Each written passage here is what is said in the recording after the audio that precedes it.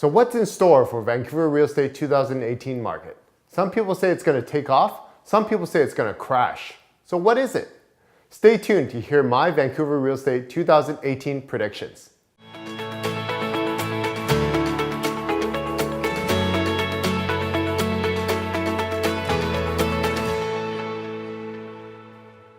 My name is Gary Wong from GaryWongRealty.com. I'm the author of the book on Vancouver real estate. And we've been doing a series of videos with my great friend, great business partner, and VIP client, Peter Leung. Welcome to the show again. Thank you. And if you don't know what we've been talking about, you've been missing out. We have been shooting a series on wealth and money. And click here for the first video, and there's more videos in the description below. But today we're going to be talking about a topic that's probably going to affect you. It's on the 2018 Vancouver real estate predictions. So as a serious global veteran real estate investor, Peter, what are your thoughts? My $1 million thoughts, Vancouver is the place to be, right? As a matter of fact, I travel all over the world. I see UK, I see Thailand, I see Philippines, I see Hong Kong, China. As a matter of fact, Gary, what I do know about Vancouver is it's beautiful and people want to be here. So there's an influx of population. But you know what, Gary? This is your forte. Tell us where we can make some money. Okay, let's talk about what I think. So I think there's probably going to be a mortgage slowdown, a real estate slowdown because of the mortgage stress test. So what is the mortgage stress test? Basically, those who qualify for a mortgage with less than a 20% down payment, they have to go through a stress test where they add, like the banks add about a 2% on the interest rate that they qualify, and they see if the buyer still qualifies for that loan. For those who are putting down more than 20% down, it doesn't affect them currently, but in January, it's going to be affecting people all across the board. So if you're putting 20% down, 30% down, 50% down, they're going to add that mortgage stress test on you. Is this where we can go make some money? When the market slows down, how can we make some dough? Oh, definitely. That's a good thing. So I talk about this in my book, in the chapter about tax assessed and those kind of things. Well, what happens is the tax assessed value actually goes up generally, but it's actually referring to the assessment in July. And then what happens is people in December to January, if they've listed their property on the market, they don't actually change the price based on the tax assessed. So sometimes you're able to buy a property for, like, let's say the property is listed $200,000 below, $200,000 above tax assessed value. And then in January, their tax assessed value went up $500,000. But they didn't the homeowner didn't look at the tax assessed. So their property is now $300,000 below tax assessed. So this is an opportunity to snap up the great deals. So in a typical December, January market, it's usually slow. But in this January and February market, I think it's going to be even slower because of the mortgage stress test implementation. So for those who are ready to get into real estate, is January, February the time to do it? I think so. You think so? I think so. What about the rest of the year? I mean, sure. I mean, what happens will come and go, right? Where do we invest? I mean, greater Vancouver, where are we going to go deploy our money? How are some of your viewers going to benefit from this? Where are they going to go, right? What is your prediction for area? What is the places that we have to deploy money, and where can we make some money? I think for general people, I think downtown is a great place to invest. Downtown, there's only one financial market in Greater Vancouver, and that's downtown Vancouver. Okay, so downtown is a no-brainer, I think. I think that slowdown won't be for the rest of the year. It'll be just for January, February, and it'll start picking up in the typical spring market, where it historically picks up. Every year, it always picks up in the springtime. So I think downtown Vancouver is a great place. I also think Falls Creek is a great place as well because of where St. Paul's is moving to. St. Paul's is moving to the Olympic Village area. And if you're able to invest in the area where St. Paul's is moving before, like a couple years before St. Paul's is moving, it's basically like investing in Falls Creek a couple years before 2010 Vancouver so a little bit Winter of value. Olympics. Correct. Okay. What about single family homes? We hear a lot about those. So I think if you got the money, luxury is the place to go. Definitely luxury market right now is pretty slow all across the board. Obviously anything in the Westside is slower than luxury in Burnaby because, luxury in Westside could be anywhere from $5 million to $15 or $20 million.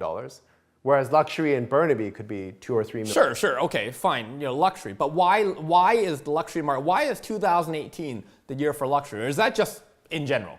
Because of the economic fundamentals, and we talked about it in other videos, it's always about doing your due diligence, knowing your location, knowing your market.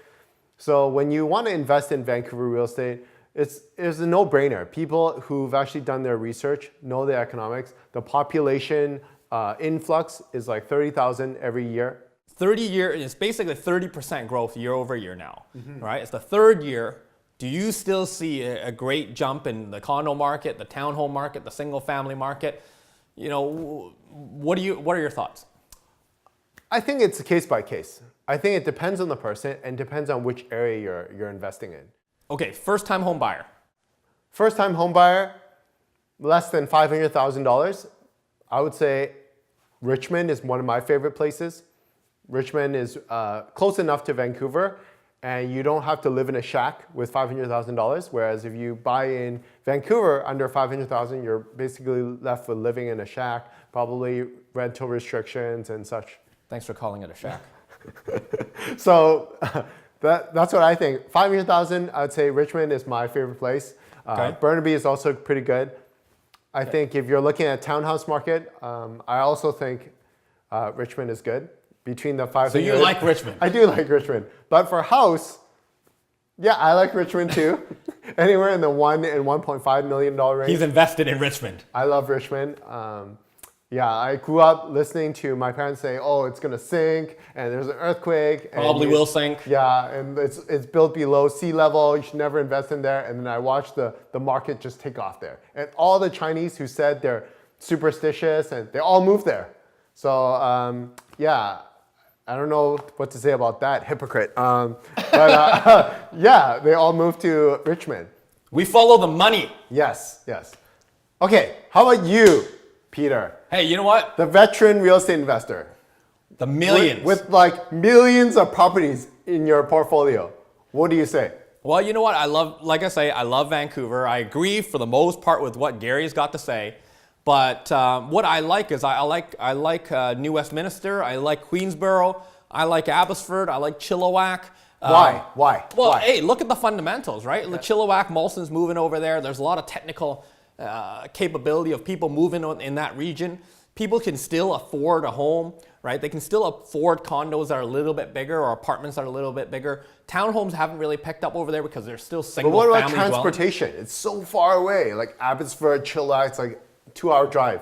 No, that's only if you come to the city. But Richmond, it's like 15 minutes. To what? To like Vancouver. Yeah, Canada but that's line. only if I want to work in Vancouver. Correct. A lot of people out there, there's a lot of industries. As a matter of fact, the core of Vancouver is not just in the financial district. They're now going to Surrey, right? Surrey is becoming the largest city. So if the population starts to grow, that's where the jobs are too, right? Chilliwack's got the jobs, Abbotsford's got the job growth.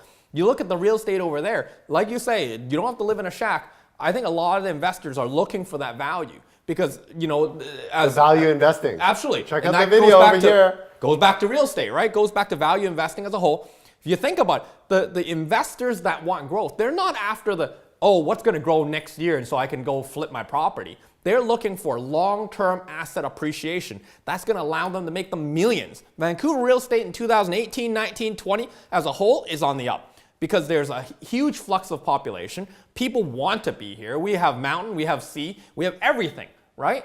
As a matter of fact, that's why people are here. They like being here. That's the value. Are you speaking to the millennial group? Or are you speaking to the baby boomers? Or who are you speaking to? Well, the seniors love it here, right? Yeah. It's beautiful, right? Senior homes, we have a lot more senior homes being built by the city, being privatized. That whole asset class, the baby boomers have affected, obviously, Vancouver real estate. But you're now starting to see a huge influx of their wealth moving to the next generation. Mm-hmm. And you can start seeing that by what type of asset classes that they're buying. So what are your 3 favorite places? My 3 favorite places, I like downtown. I do very much enjoy that. Downtown. The second that I really like is Surrey. I absolutely like Surrey. Okay, Surrey. I think the crime is being reduced.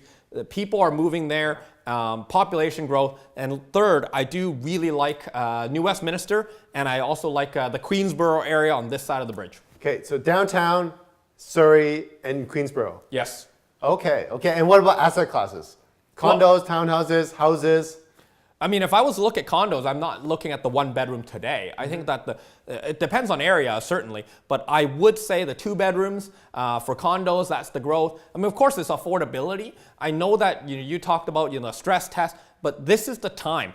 Vancouver real estate, a lot of people see it as risk. Risk is opportunity, right? That's what people look for. They look for opportunities in real estate, right? It's okay to buy high as long as it continues to go higher. And how we know that is people want to be here. That is the fundamental. We talked about what's unique. Vancouver is unique. You don't have anywhere like Vancouver. So what do you say to the haters who said there's a bubble and... Keep hating. Keep hating. All right. I have no problem with that, right? Okay. Everybody's got their preference. Some people like it really warm. Some people like it really cold. I just like to be rich. Okay. So downtown Vancouver, Surrey, and Queensborough. And for me, it's Richmond, downtown Vancouver, and I would say probably Vancouver in general are the 3 places. I would probably pick condos, somewhere less, anything under $1 million. And you're looking for 2-bedroom condos you think are a great buy. And in the right area. Yeah, in the right area. You think 2018 market's still strong. I think there'll be a temporary slowdown in January, but it'll probably pick up a little bit and stabilize. Okay, well keep in mind, asset classes like real estate grow over time. Correct. Right? So it's not about the blip, it's not about the drop, it's not about the immediate effects of what the real estate market does. It's what you do for the long term. It's the asset class that is highly expensive to trade, right? The buying and selling process. So you want to be investing for a long haul. You need to see a little bit further. And that's why I believe in the asset classes of the 2 bedrooms. People don't want to live in that 1 bedroom if they had that choice. That's where they're starting, but that's not where it's going. That's usually their stepping stone. Absolutely. Yeah. So great principles, great nuggets.